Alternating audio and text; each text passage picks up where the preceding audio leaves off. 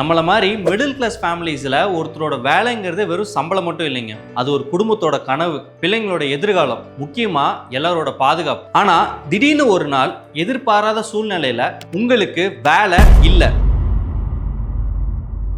இந்த 3 வார்த்தை நம்ம காதில் கேட்டுச்சுன்னா நம்ம என்ன பண்ணுவோம்? அந்த சிச்சுவேஷனை ஃபேஸ் பண்ண நம்ம தயாராக இருப்போமா அப்படிங்கிற கேள்வியை உங்களுக்குள்ள கேட்டு பாருங்க. இல்லை அப்படிங்கிற பதில் தான் நம்ம நிறைய பேத்துக்குள்ள வரும். இந்த மாதிரி சூழ்நிலைக்கு நம்ம எப்படி தயார்படுத்திக்கலாம் அப்படின்னு இந்த வீடியோவில் பார்க்கலாம். முதல்ல நம்ம கசப்பான உண்மைகளை பார்ப்போமா? வேலை போயிடுமோன்னு நம்ம மிடில் கிளாஸ் மனசுக்குள்ள இருக்கிற அந்த பயங்கள் என்னென்ன? நம்மள நிறைய பேருக்கு வேலைங்கிறது வெறும் சம்பளம் மட்டும் இல்லை, அது அப்பா அம்மாவுக்கு ஒரு பெருமை, சொந்தக்காரங்க மத்தியில் ஒரு மதிப்பு, குழந்தைகளோட படிப்பு, அப்புறம் அவங்களோட எதிர்காலம். வேலை போயிடுச்சுன்னா நாம நம்மள மட்டும் இல்லை, மொத்த குடும்பத்தையும் தோல்வியடைய வச்சுட்டோங்கிற மாதிரியான ஒரு உணர்வு வரும். சுந்தரம் பையனா வேலை போச்சாமே அவனுக்கு, இந்த கிசு வேலை போன வேதனையை விட பெருசா இருக்கும். நம்மள நிறைய பேர் கல்வி கடன், வீட்டு கடன், கார் இஎம்ஐன்னு ஒரு பெரிய சுமையோட இருக்கும். திடீர்னு சம்பளம் நின்றுட்டா நம்ம மொத்த பணம் எப்போ நொறுங்கி போயிடும். வெறும் இஎம்ஐ கட்ட முடியாம போறது மட்டும் இல்லைங்க, கஷ்டப்பட்டு சம்பாதிச்ச எல்லாத்தையும் இழந்துடுவோங்கிற பயம் கண்டிப்பா இருக்கு. அது மட்டும் இல்லாம கடன் கட்ட முடியாம போயிடுமோங்கிற பயம்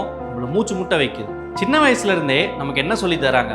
நல்லா படி, நல்ல வேலைக்கு போ, காசு சேரு.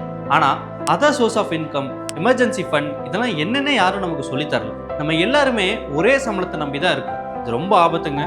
பண பிரச்சனையை தாண்டி சமூக பிரச்சனை ரொம்ப பெருசு. நம்மளை பத்தி என்ன பேசுவாங்க, மரியாதை போயிடுமோங்கிற பயம், இது நிறைய பேரை தப்பான முடிவுகள் எடுக்க வைக்குது. இல்லைன்னா அவங்க கஷ்டத்தை யாருக்குமே சொல்லாம மறைக்க வைக்குது. ஆனா நாம ஒரு கோட்டை கட்டிக்கிட்டா என்ன? ஒரு பெரிய பீரங்கி குண்டு வந்து அடிச்சாலும் நம்ம அசையாம நிக்கிற மாதிரி. நான் என்ன சொல்றேன்னா, கெட்டது நடந்தா கூட நம்மளால சமாளிக்க முடியும்னு ஒரு நிலைமைக்கு வரணும். அதுக்கு 6 முக்கியமான விஷயங்கள் இருக்கு. அதுதான் நமக்கு நான் நல்லா இருப்பேன் அப்படின்னு சொல்ல தைரியம் கொடுக்கும். முதல் விஷயம் அவசர கால நிதி, அதாவது எமர்ஜென்சி ஃபண்ட். இது ரொம்ப ரொம்ப முக்கியம். புது ஃபோன், அப்புறம் இந்த ஃபேன்சி டின்னர், இதெல்லாம் கொஞ்சம் நாளைக்கு தள்ளி போடுங்க. உங்க முதல் நிதி இலக்கு என்னவா இருக்கணும்னா ஒரு அவசர கால நிதி உருவாக்குறது தான். 3 இருந்து 6 மாசம் வரைக்கும் உங்க அத்தியாவசிய செலவுகளுக்கு, அதாவது வீட்டு வாடகை, மளிகை சாமான், கரண்ட் பில், இஎம்ஐ, இதுக்கெல்லாம் எவ்வளோ தேவையோ அவ்வளோ பணத்தை கையில் வச்சுக்கோங்க. ஈஸியாக எடுக்கிற மாதிரி இருக்கணும், ஆனால் செலவு பண்ணிடக்கூடாது. இது முதலீடு செய்யறதுக்கு இல்லைங்க, இது நம்மளை காப்பாற்றிக்க. 2வது விஷயம் சைடு இன்கம்.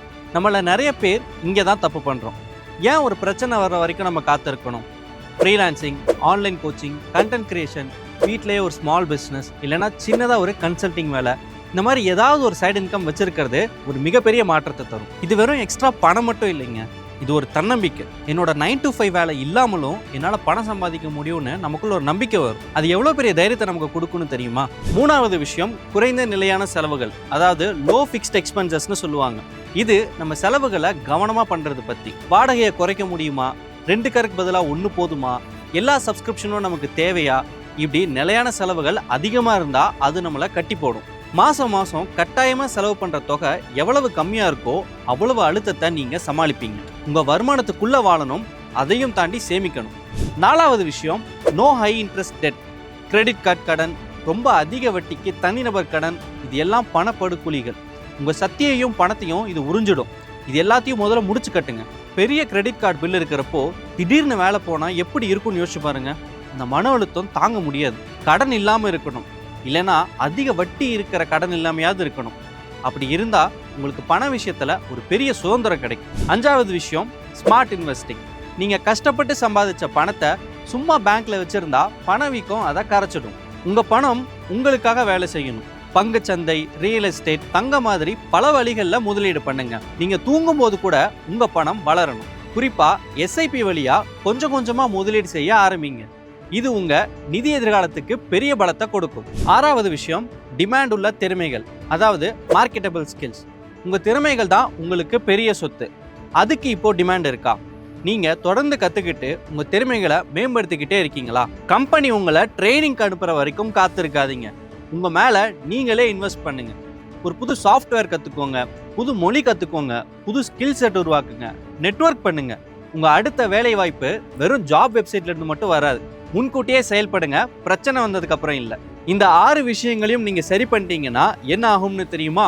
உங்களுக்கு தன்னம்பிக்கை வரும், நீங்க பயப்பட மாட்டீங்க, நல்லா திட்டமிடுவீங்க, உங்களுக்கு ஒரு பாதுகாப்பு வளையம் இருக்கு, வேற வருமான வழிகள் இருக்கு, மதிப்புமிக்க திறமைகள் இருக்குன்னு உங்களுக்கு தெரிய வரும்.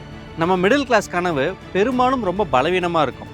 ஒரே சம்பளத்தை நம்பி இருக்கிற மணல் கோட்டை மாதிரி. ஆனா அப்படியெல்லாம் இருக்க வேண்டியது இல்லை. இந்த 6 விஷயங்களையும் நீங்க சரி செஞ்சீங்கன்னா போதும், வேலை போயிடுமோன்னு நீங்க பயப்படவே வேண்டியதில்லை.